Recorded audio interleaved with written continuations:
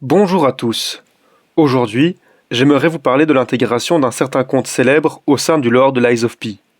On sait évidemment tous que le jeu est inspiré par le conte de Pinocchio, tout comme son DLC, qui tournerait apparemment autour de l'épisode de l'île des mauvais garçons au vu du visuel. On sait aussi que la suite sera rythmée par l'histoire de Dorothy au pays d'Oz.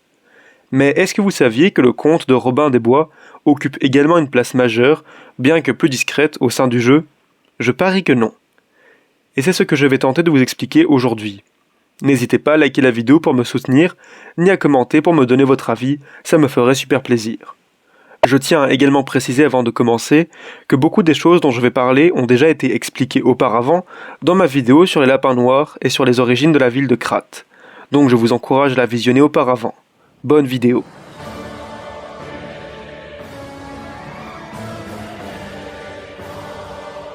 Bon, commençons par ce qu'on sait sur Robin des Bois, ça nous servira de structure pour la suite. Dans l'histoire originelle, la bande à Robin était un groupe de saltimbanques donnant des spectacles de combat, durant lesquels des complices faisaient les poches des spectateurs. Par la suite, le conte a évolué. Gardant le concept d'une bande de voleurs, il s'y est vu adjoindre un antagoniste en la personne du shérif de Nottingham. Encore bien plus tard est venue l'idée selon laquelle les voleurs donnaient ensuite leur butin aux pauvres. On va commencer, comme j'avais prévenu, en parlant des lapins noirs. Au début de la ville de Krat, celle-ci était constituée d'un quartier pauvre, qui deviendra le village de la Lune, en ruine et inoccupé au moment du jeu, et d'un quartier riche, qui deviendra le quartier Maloum, devenu le quartier pauvre de la nouvelle version de Krat au moment du jeu. Les lapins étaient à cette époque des rôdeurs chargés d'assurer la défense du village de la Lune, sous les ordres de l'archevêque Andreus.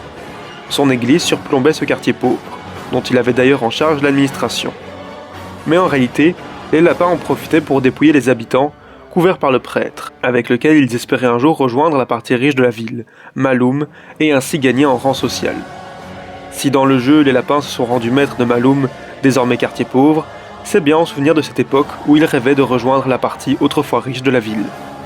Dans la plupart des versions de Robin des Bois, les soldats chargés d'assurer la protection des citoyens de Nottingham ne font en fait que les extorquer au nom des impôts mis en place par le shérif. Ils sont généralement placés sous la tutelle d'un commandant du nom de Gizbo, présent dans les films de 1991 et de 2018. En plus, dans le film de 2018, ils font partie des Templiers, qui portent parfois le nom de Fraternité, tout comme les lapins noirs dans la version anglaise du jeu, Brotherhood. Le but des soldats était ainsi de s'enrichir sur le dos des habitants. Ils étaient couverts pour cela par le shérif, qui était évidemment à la tête de cette opération.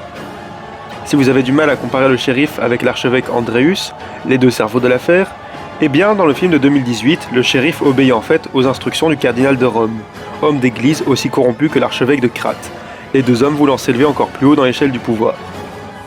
Passons maintenant aux personnes qui vont régler tout ça, les hors-la-loi.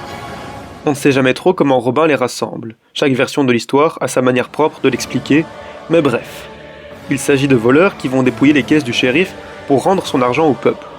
On peut y voir aisément l'image des rôdeurs de Lies of P. Je m'explique. Comme vous le savez, les rôdeurs sont une classe de combattants d'élite de Krat, reconnaissables à leur masque d'animaux. Ils étaient engagés pour différentes tâches, telles que protection, escorte, négociation avec des bandits, etc. Lors de la frénésie, ils chasseront les marionnettes folles pour protéger la population. Bon, sauf les lapins noirs évidemment. Plusieurs d'entre eux, comme ces derniers, profiteront par contre de la situation pour se tourner vers le crime. On peut penser à la renarde, au chat, au docteur Hibou ou encore au faux Alidoro. Ils sont donc considérés comme des hors-la-loi, même si on ne peut plus vraiment parler de loi ou de système de justice à Krat durant la frénésie. Mais surtout, parmi les rôdeurs se trouve Pinocchio, vous, le joueur, le héros.